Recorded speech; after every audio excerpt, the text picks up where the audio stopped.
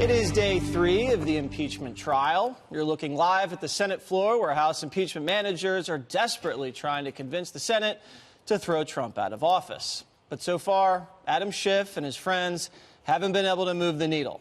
Democrats claim they have a slam dunk home run case, but Republicans aren't buying it. Take a look. Mr. Schiff and the other managers did an exceptional job laying out the facts. This is the weakest case for impeachment in the history of this country. We continue to see how flimsy this case is. The president's conduct is wrong. It is illegal.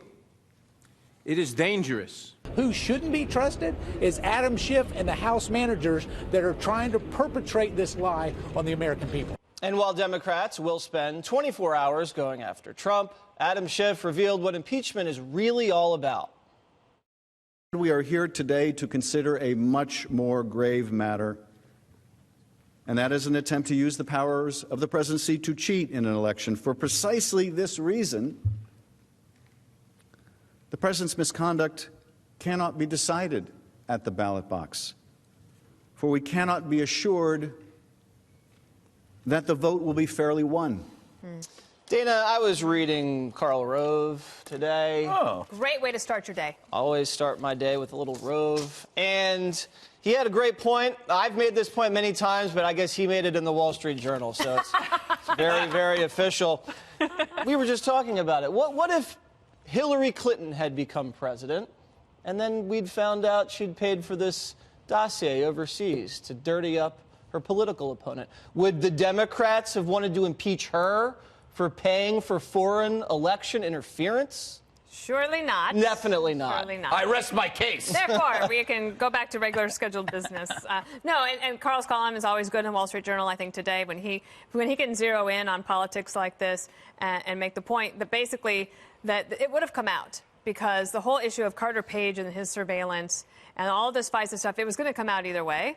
And yes, we've established that hypocrisy is well at hand. People who had one position in 1999 have a different position now. And if the shoes were on the other feet, then we know what would happen. I do want to mention one thing. Adam Schiff and his cohorts there have continued to use this phrase that the president was trying to cheat in an election.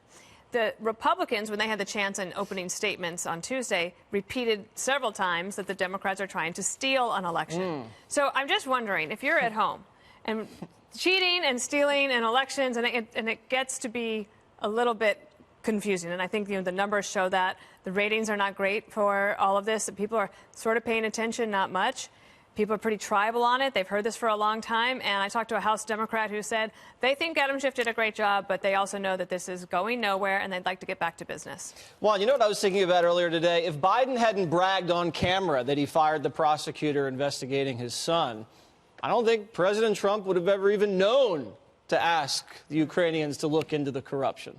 What difference does that make? Biden's responsible for it. No, I think Trump is always going to be looking for something. And in fact, I think this is the heart of the matter that you heard presented by Adam Schiff yesterday, that you can't just say that this is about something that happened in the past, that the president persists in saying it was a perfect call.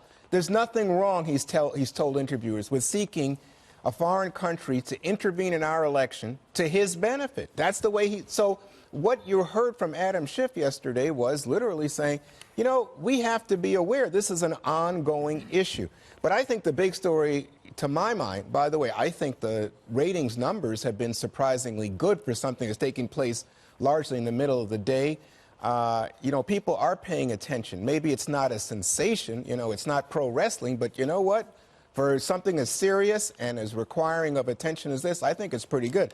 But I think the big news here over the last 2 days is Republicans said, hey, why do we need witnesses if Democrats say they've made a compelling case with their 2 articles of impeachment? And what we've seen from Schiff yesterday, which even Republicans like Lindsey Graham said was a very good job, and now today from Jerry Nadler and Sylvia Garcia, are just compelling narratives about why this president, in fact, on the basis of facts and evidence, deserves to be impeached. The word fact, I think, is an interesting one in all of that. Adam Schiff and all of the other impeachment managers from the House on the Democrat side have had the luxury this week to talk for hours on end without being contested by anyone, without being questioned, like we see in regular Senate hearings. So they can really say whatever they want and call it facts when there is a rebuttal coming that we are waiting for from the White House.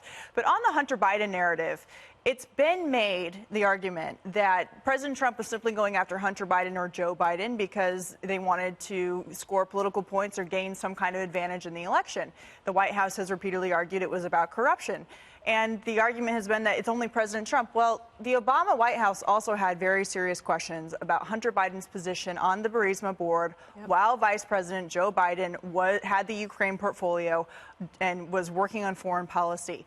State Department officials who testified as Democrat witnesses, we're hearing a lot about witnesses, that record has been entered into the Senate for everyone to see. They have repeatedly said that Burisma was a problem, it was notoriously corrupt, and there were very serious questions about why Joe Biden's son was earning a lot of money at the same time that there was a conflict of interest in the White House while he was running foreign policy. A lot of money, not Greg Gutfeld money, but money nonetheless. You know, you started this segment by saying you're looking live at the Senate floor. No, you're looking dead.